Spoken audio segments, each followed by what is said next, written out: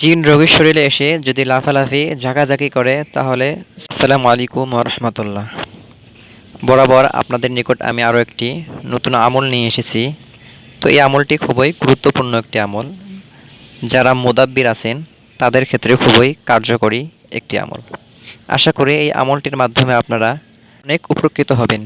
তাহলে চলুন এই আমলটি জেনে নেওয়া যাক।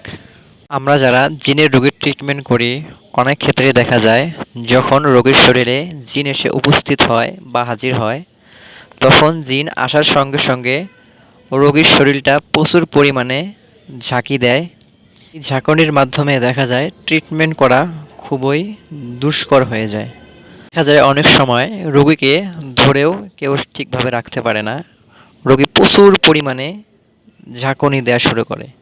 তো এই রোগীর ঝাঁকুনিটা আপনারা কিভাবে বন্ধ করবেন, এই আমলের বিষয়ে আজকে আমি আপনাদের সঙ্গে আলোচনা করব। যখনই দেখবেন যে জিন হাজির হওয়ার পরে এরকম করছে, খুবই প্রচুর পরিমাণে ঝাঁকুনি দিচ্ছে আপনারা, তখন সূরা ইয়াসিনের ২৯ নম্বর আয়াত ৩ বার পাঠ করবেন, ৩টি ফু রোগীর শরীরে দিবেন। আমি আরটে বলছি, ইন কানাত ইল্লা সাইহাতান ওয়াহিদাতান ফাইযা হুম খামিদুন। এই আয়াতটি আপনারা একবার পড়বেন, একটি ফু রোগীর শরীরে দেবেন। একই নিয়মে ৩ বার পাঠ করবেন, ৩টি ফু আপনারা রোগীর শরীরে দেবেন। ইনশাআল্লাহ রোগী আর ঝাঁকাঝাঁকি বন্ধ করবে, ওই জিনটার কোনো শক্তি আর তখন কাজে লাগবে না। তো বন্ধুরা, ভিডিওটি আজকে এ পর্যন্ত। ভিডিওটি যদি আপনাদের নিকট ভালো লেগে থাকে তাহলে অবশ্যই লাইক, কমেন্ট এবং একটি শেয়ার দেবেন।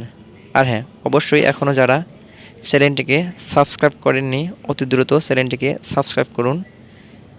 নতুন কোনো ভিডিও যখন আপনাদের নিকট আসবে তখন আপনারা সেটা সঙ্গে সঙ্গে পেয়ে যাবেন। তো সকলের সুস্থতা কামনা করছি। আল্লাহ হাফেজ।